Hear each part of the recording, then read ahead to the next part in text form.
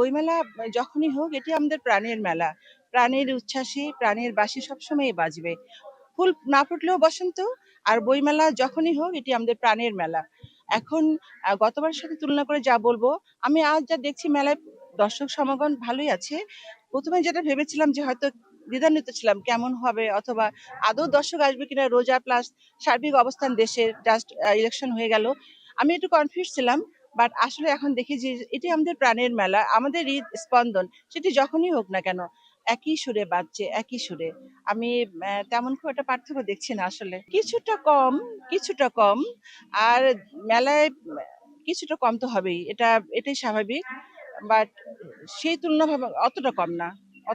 আমরা আমরা যেটা জাতি হিসেবে, যেটা আমরা সমস্ত প্রতিবন্ধকতা, আমরা সমস্ত অনাহূত পরিস্থিতি, পরিবেশ সবকিছুকে জয় করি। এই বইমেলাই তার প্রমাণ। দেখুন কত পাঠক, কত উচ্ছ্বাস এখনো ঘুরছে। সবাই কিন্তু রোজা করেছে। মুসলিম যারা, তারা তো ধর্মপ্রাণ মুসলিমরা রোজা করেছে। তারপরেও সংস্কৃতির প্রতি, আমাদের বইয়ের প্রতি, আমাদের ভাষার প্রতি তারা শ্রদ্ধাবনত। জি, আমি একজন কবি এবং কথাসাহিত্যিক, doctor professor brigadier general Nazma Begum Naju আমি। আমার এইবারে ২টি বই এসেছে। একটি কাব্যগ্রন্থ, ১টি জুলাই ৩৬ এক মাস। এটি আমার কলমের কালি নয়, এটি আমার হৃৎপিণ্ডের রক্ত দিয়ে লেখা।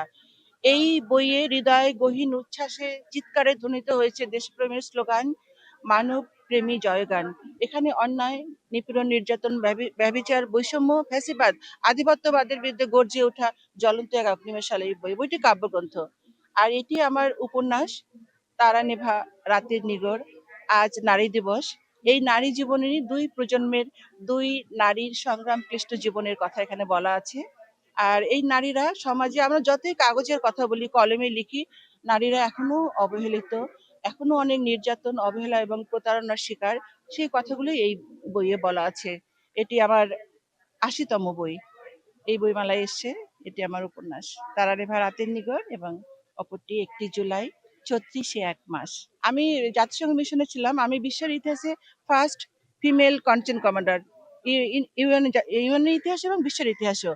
তো আমি ওর উপরে লিখেছিলাম ৪টি বই। এই বইগুলো পাঠক প্রিয়তা পেয়েছে।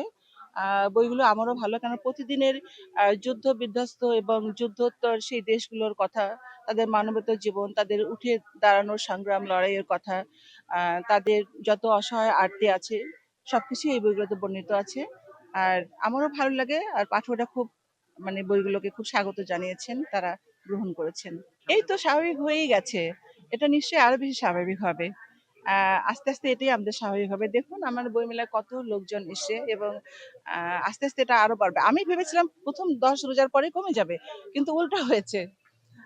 ১০ রোজা যাওয়ার পরে আরো বাড়ছে, এবং আশা করছি আমরা ইউজড হবো। আপনি সুন্দর বলেছেন, এটাতে আমরা ইউজড হবো। পাঠক, আপনারা বই পড়ুন, আপনারা কবিতা পড়ুন, বই পড়ুন। শুদ্ধতম চর্চায় পরিশুদ্ধ করুন জীবনকে, জীবনের বর্ণিল উচ্চারণকে। জীবনকে এগিয়ে নিয়ে যান, বইয়ের সাথে থাকুন।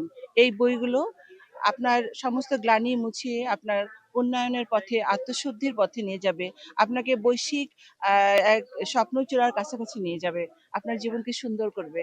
আমি doctor professor brigadier general Nazma Begum Naju. আমি কবি এবং সাহিত্যিক, একজন অবসরপ্রাপ্ত সামরিক চিকিৎসক। আমি একজন কলামিস্ট, একজন গিটারিস্ট, সঙ্গীতজ্ঞ এবং আবৃত্তিকার।